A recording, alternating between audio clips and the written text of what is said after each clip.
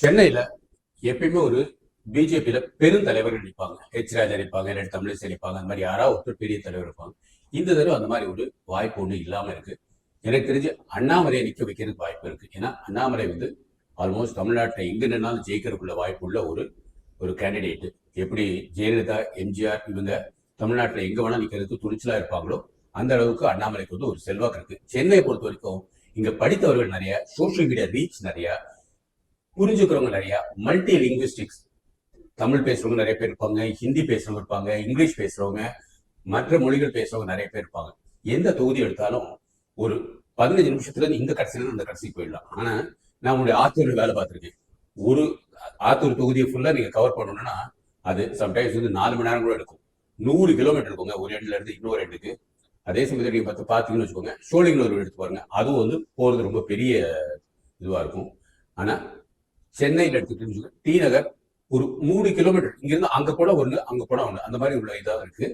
அது இல்லைன்னா 1000 விளக்கு எடுத்துக்கோங்க. இந்த மாதிரி ரொம்ப ஒரு குட்டியான இதா இருக்கும். ஸோ அண்ணாமலை சென்னையில ஒரு எம்எல்ஏ கேண்டிடேட்டா இப்ப நிக்கிறான்னு வச்சுக்கோங்க, அது ரிப்பிள் எஃபெக்ட் மாதிரி சென்னை ஃபுல்லாவே திமுக ஆளுங்க கொஞ்சம் பயப்பட ஆரம்பிப்பாங்க.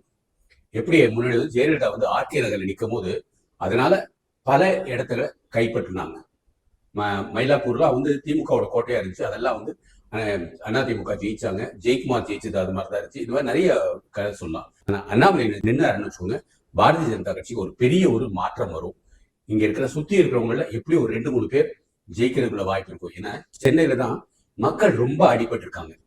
கார்பரேஷன் சொத்து வரி ஜாஸ்தியா இருக்கிறாங்க, வீடு வாங்குறவங்களுக்கு அந்த ரெஜிஸ்ட்ரேஷன் ஃபீ ஜாஸ்தியா இருக்கு, டாஸ்மாக் பிரச்சனைகள் நிறைய இருக்கு, ரோடு ரொம்ப ரொம்ப கேவலமா இருக்கு. 4500 கோடி எங்கன்னு கேட்கறதுக்கு ஒரு வாய்ப்பு இருக்கும். அதனால அண்ணாமலை சென்னையில நின்னாருன்னு வச்சுக்கோங்க, தேசிய ஜனநாயக கூட்டணி ஒரு 4-5 தொகுதிகளை டக்குன்னு பிடிக்கும்.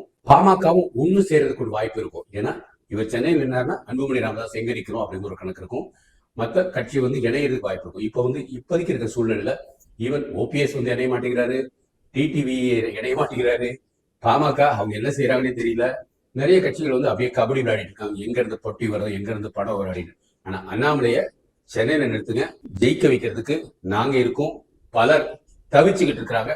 படித்தவர்கள் அவரை எப்படி எம்எல்ஏ ஆக்கணும், அமோக வெற்றி ஜெயிக்க வைப்பாங்க. கொங்கு மண்டலத்துல நிக்கட்டும், இங்கேயே நிக்கட்டும். கொங்கு மண்டலத்துல அவர் இங்க வேலை பார்க்கட்டும், இங்கே ஒரு மனு தாக்கல் மாத்திரம் அப்பப்போ போனாரே போதும். அவருக்கு இருக்கிற ஒரு செல்வாக்கு பெரிய செல்வாக்கு. ஒரு எலெக்ஷன் அனுபவம் வேற இருக்கு. ஆனா நயினா நாகேந்திரனுக்கு இப்ப அந்த ஒரு தலைவர் ஒரு அனுபவம் கிடையாது. அதனால எடப்பாடி அண்ணன் அங்க எங்கேயாவது வேலை பார்க்கட்டும். இங்க அண்ணாமலை தலைமையில ஒரு 20 கேண்டிடேட் சிறப்பா ஜெயிக்கிறதுக்கு ஒரு வாய்ப்பு உருவாக்கணும்னா சென்னையில தாங்க அண்ணாமலை நிக்கணும். கட்சிக்காக அவர் செஞ்சாரு வச்சுக்கோங்க. கம்யூனிஸ்ட் டாமினன்ட் இருக்கிற இடத்துல திருவனந்தபுரத்தையே கைப்பற்றின மாதிரி சென்னையை ஒரு ஸ்வீப் அடிப்பாங்க பாரதிய ஜனதா கட்சி, தேசிய ஜனநாயக கூட்டணி. இது என்னோட திங்கிங் இல்லைங்க. பரவலா கிசு கிசு ஓடிக்கிட்டு இருக்கு. ஒருத்தர் தான் பார்ப்போம். வாழ்க பாரதம், வளர்க தமிழ், ஒளிரட்டும் தமிழகம்.